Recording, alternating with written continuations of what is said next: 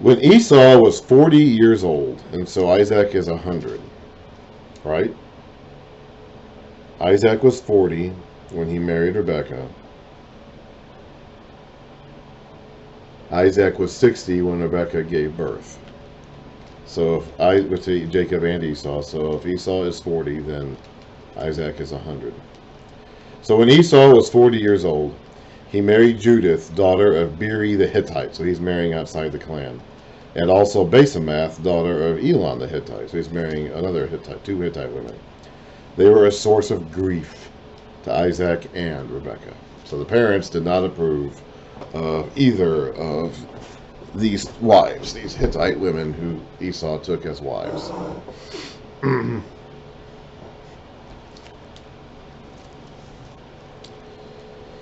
So when Isaac was old, so he's over 100 here, and his eyes were so weak that he could no longer see. So Jacob and Esau are over 40.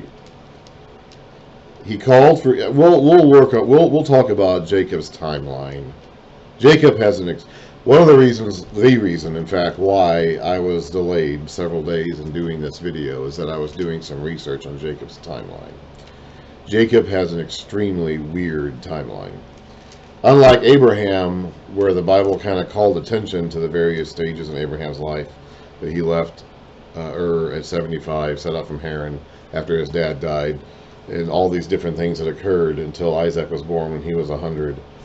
The Bible doesn't really keep us informed on Jacob's timeline so much. It does give us several dates in Jacob's life, so we can construct a timeline of Jacob's life, but it doesn't really keep us informed of it. Now, we do know that Esau and Jacob have to be at least 40 here, and Isaac is 100.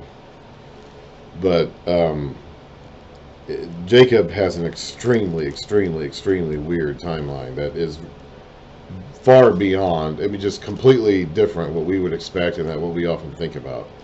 And so I'll mention that. But they're at least 40. Okay, so we just read about Esau taking two Hittite women as wives when he's 40, and Isaac being 100 at the time, and now this is later, so Jacob and Esau are past 40 at this point. Actually, they're in their 70s, but we'll talk more about that a little bit later on. When Isaac was old, and his eyes were so weak that he could no longer see, he called for Esau, his older son, and said to him, "My son." "Here I am," he answered. Isaac said, "I am now an old man and don't know the day of my death." Now, he'll be alive for several more years yet, at least 20 more years.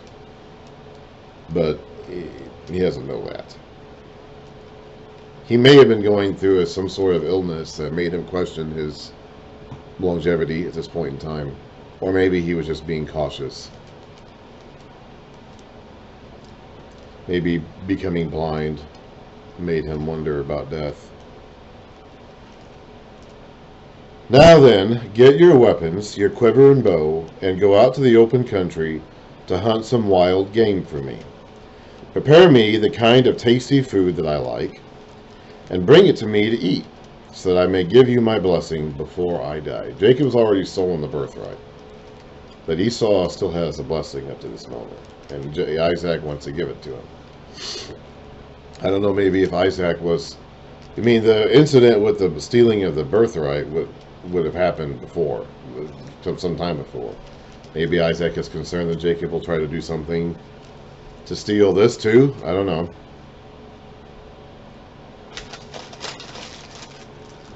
At any rate, Isaac is in a hurry to get this done over with so that he doesn't have to worry about it anymore. Isaac himself may have been something of an outdoorsman, because we read that he was out in the wilderness when Rebekah came to him. So he may, he likes Esau, he preferred Esau, he likes his tasty game. He himself may have been something of an outdoorsman. We just don't know, because we don't know a whole lot about Isaac. Now, Rebekah was listening as Isaac spoke to his son Esau. Women were not allowed to participate in the important discussions back then, and they're still not today in that region of the world. When Esau left for the open country to hunt game and bring it back, Rebekah said to her son Jacob, "Look, I overheard your father say to your brother Esau, 'Bring me some game and prepare me some tasty food to eat, so so I may give you my blessing in the presence of the Lord before I die. Now then, my son, listen carefully and do what I tell you. Go out to the flock and bring me 2 choice young goats, so that I can prepare some tasty food for your father just the way he likes it. She's been married to this man for a long time now, over 70 years. Jacob and Esau are in their 70s, by the way, at this point. And so they obviously came along, and they were born 20 years after Rebekah married Isaac. So Rebekah's been married to Isaac for 90 plus years. Okay, so she knows this man's tastes. She knows how to prepare the food the way he likes it. Esau is not alone in this knowledge. So I can prepare some tasty food for your father just the way he likes it. Then take it to your father to eat, so that he may give you his blessing before he dies.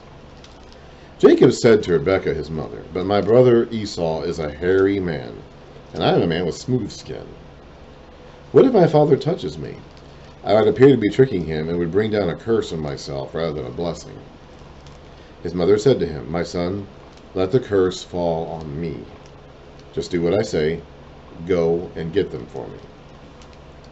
The curse did fall on her, because after this, she and Jacob were split apart, and as far as we know, they never saw each other again. So she did end up getting something of a curse on her from this.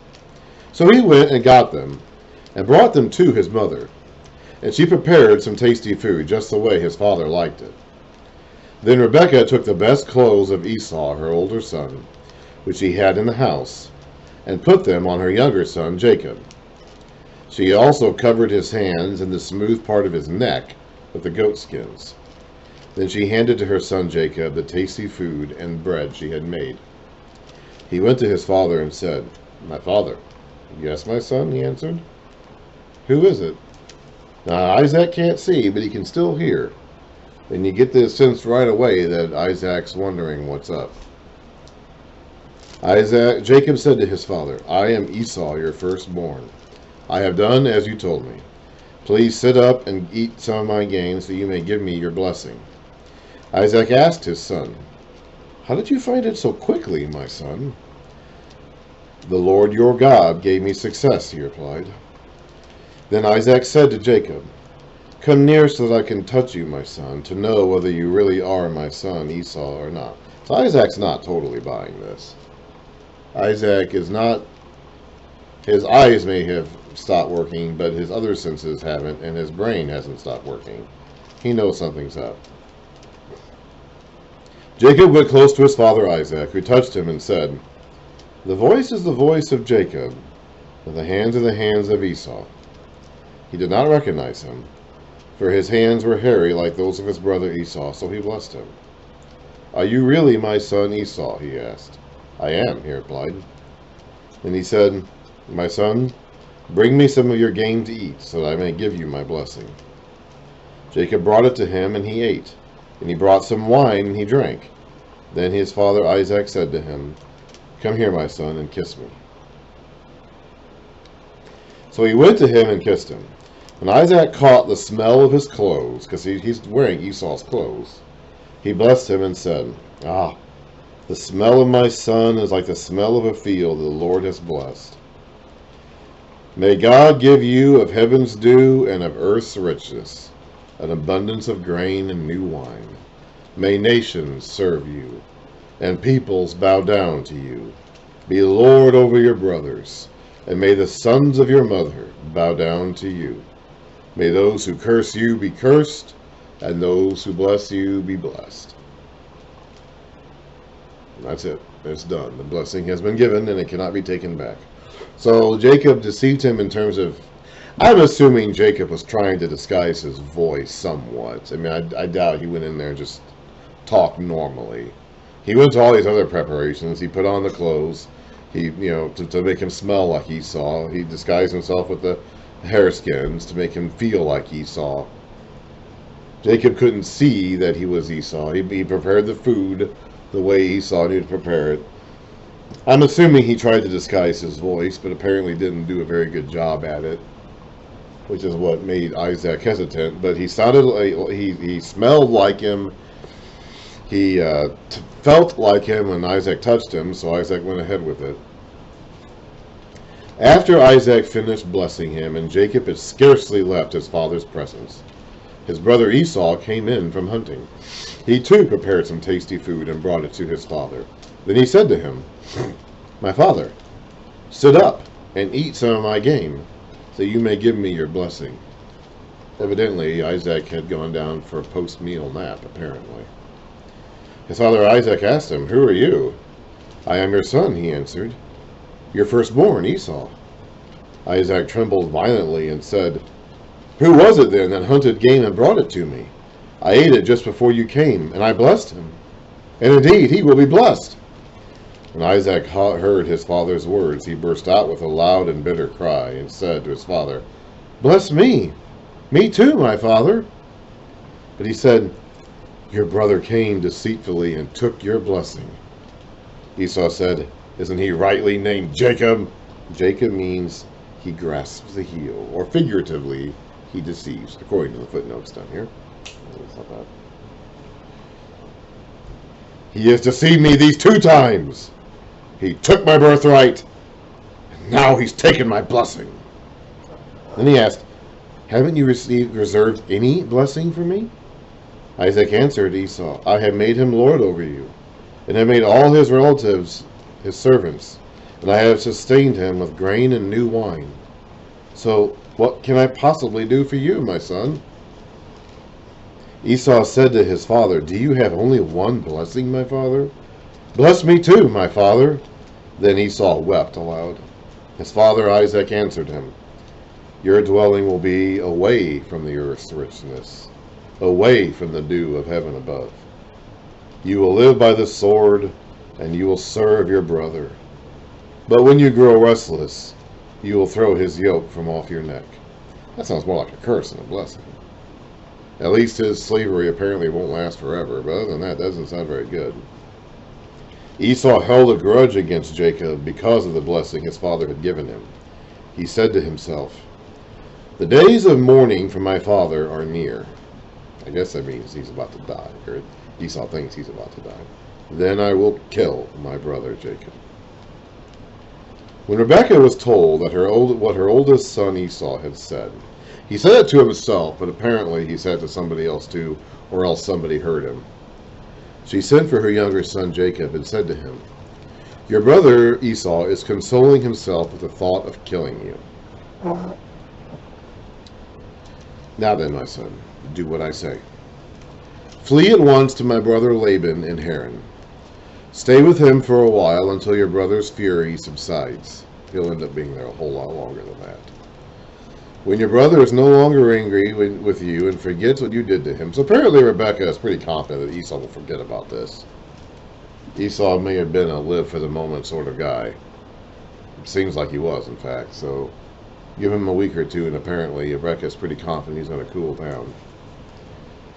"When your brother is no longer angry at you and forgets what you did to him, I'll send word for you to come back here, to come back from there. Why should I lose both of you in one day?" If Esau kills Jacob, then someone's going to have to kill Esau as capital punishment. So he would be condemning both of them to death in one day. At the very least, he'd have to flee, and he'd be in exile after that. Then Rebekah said to Isaac, "I am disgusted with living because of these Hittite women. If Jacob takes a wife from among the women of this land, from Hittite women like these, my life will not be worth living." So this is a mother versus daughter-in-law grudge that she's presenting here. I mean, we know that they didn't like these ladies. We read that back at the end of the previous chapter. We'll read it again a little bit later on. But she's using this, so there was a legitimate beef here, but she's using this as an excuse or for a cover for her son Jacob to flee before Esau can get his hands on him. So Isaac called for Jacob and blessed him and commanded him, "Do not marry a Canaanite woman. Go at once to Padan Aram, to the house of your mother's father Bethuel." We read about him a few chapters ago to help set this up. He was part of Rebekah's household. "Take a wife for yourself there from among the daughters of Laban, your mother's brother." Remember him? Read about him before too. Uncle Laban. May God Almighty bless you and make you fruitful, and increase your numbers until you become a community of peoples. May he give you and your descendants the blessing given to Abraham, so you may take possession of the land where you now live as an alien, the land God gave to Abraham. And remember, again, the people that Moses is speaking to out loud when he reads this, those are the people that should be hearing this. Then Isaac sent Jacob on his way, and he went to Padan Aram, to Laban son of Bethuel the Aramean, the brother of Rebekah, who was the mother of Jacob and Esau, so his uncle. Now Esau learned that Isaac had blessed Jacob and had sent him to Padan Aram to take a wife from there, and that when he blessed him, he commanded him, "Do not marry a Canaanite woman," and that Jacob had obeyed his father and mother and had gone to Padan Aram. Esau then realized how displeasing the Canaanite women were to his father Isaac. Apparently he didn't notice or care before. So he went to Ishmael, remember him, and married Mahalath, the sister of Nebaioth and daughter of Ishmael, son of Abraham, in addition to the wives he already had. So he's just going to go out there and get another one. This isn't as bad because it's a member of the extended family. I'm guessing he's trying to soothe things over with Isaac by marrying someone who is technically part of the clan, although an enemy branch of the clan.